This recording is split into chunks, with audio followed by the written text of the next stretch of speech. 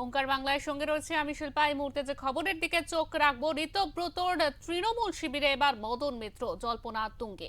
মঙ্গলবার নিয়োগ দুর্নীতি মামলায় ইডি মদন মিত্রের দুই পুত্র এবং স্ত্রীকে তলব করে। ঠিক তারপরে দিনই শেষে সন্দীপন সাহার বাড়িতে হাজির হন কামারহাটির তৃণমূল বিধায়ক মদন মিত্র। সূত্রের খবর, রাত 10:30 থেকে প্রায় অনেকক্ষণ এই বাড়িতেই রুদ্ধদ্বার বৈঠক করেন তিনি। বলাই বাহুল্য, সন্দীপন সাহা ঋতব্রত তৃণমূলের শিবিরের একটি গুরুত্বপূর্ণ পদে রয়েছেন। হঠাৎই তার সাথে এই বৈঠক ইঙ্গিত দেয় মদন মিত্রের বিরোধী শিবিরে যোগদানের। তবে কি ইডি স্ত্রী পুত্রকে তলব করতেই আর মমতা বন্দ্যোপাধ্যায়ের উপর ভরসা রাখতে পারছেন না মদন মিত্র? গা বাঁচাতেই কি ঋতব্রতর শিবিরে মদন মিত্র?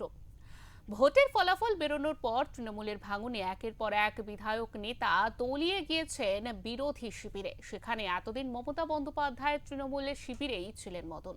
তবে কি এবার নিয়োগ দুর্নীতি মামলার গা বাঁচাতেই ঋতব্রত শিবিরে মদন? এর আগেও নিয়োগ দুর্নীতি মামলায় কামারহাটির বিধায়ক মদন মিত্রের 3 বাড়িতে অভিযান চালায় ইডি। বিধায়কের কামারহাটি এবং ভবানীপুরের বাড়ি থেকে উদ্ধার হয়েছিল 500 বই সহ একাধিক তথ্য, এবং সেই তথ্য যাচাই করতেই মদন মিত্রের দুই পুত্র ও স্ত্রীকে তলব করা হয়েছে ইডির পক্ষ থেকে।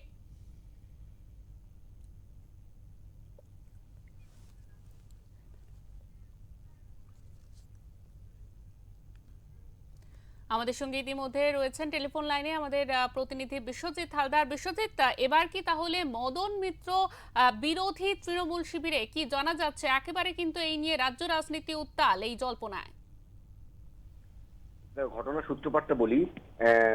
মদন মিত্রকে কিন্তু ইতিমধ্যেই তুমি জানো, মদন মিত্রের বাড়িতে, দক্ষিণেশ্বরের বাড়ি এবং ভবানীপুরের বাড়িতে জুন মাসে ইডি তল্লাশি চালিয়েছিল। এবং সেই সময় তল্লাশি চালানোর পর ইডি সূত্রে যেটা জানা যাচ্ছে যে একাধিক রহস্যময় লেনদেন তারা জানতে পেরেছে। তারপর মদন মিত্রের স্ত্রী এবং দুই পুত্রকে মঙ্গলবার দিনকে ইডি নোটিশ পাঠায়। এবং তারপরে দেখা যায় যে সন্দীপন সাহার বাড়িতে আচমকা ছুটে যান মদন মিত্র এবং সন্দীপন সাহার বাবা বা প্রাক্তন তৃণমূল বিধায়ক স্বর্ণকমল সাহার সঙ্গে প্রায় 10:30 পর্যন্ত তিনি তার বাড়িতে বৈঠক করেন। এবারে সন্দীপন সাহা যেহেতু ঋতব্রত শিবিরের একটি গুরুত্বপূর্ণ পদে রয়েছেন এবং স্বর্ণকমল সাহাও কিন্তু ঋতব্রতপন্থী তৃণমূলের এক গুরুত্বপূর্ণ পদে রয়েছেন।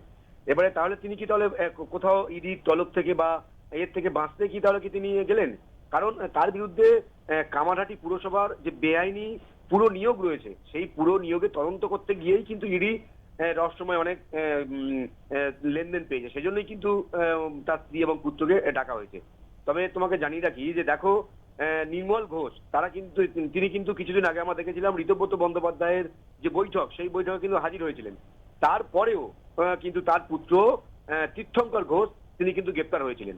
তবে এক্ষেত্রে মদন মিত্র তাহলে কি পিঠ বাঁচাতে কি তাহলে সন্দীপন সাহার বা স্বর্ণকমল সাহার কাছে গেলেন? সেটা মদন মিত্র একমাত্র বলতে পারবেন।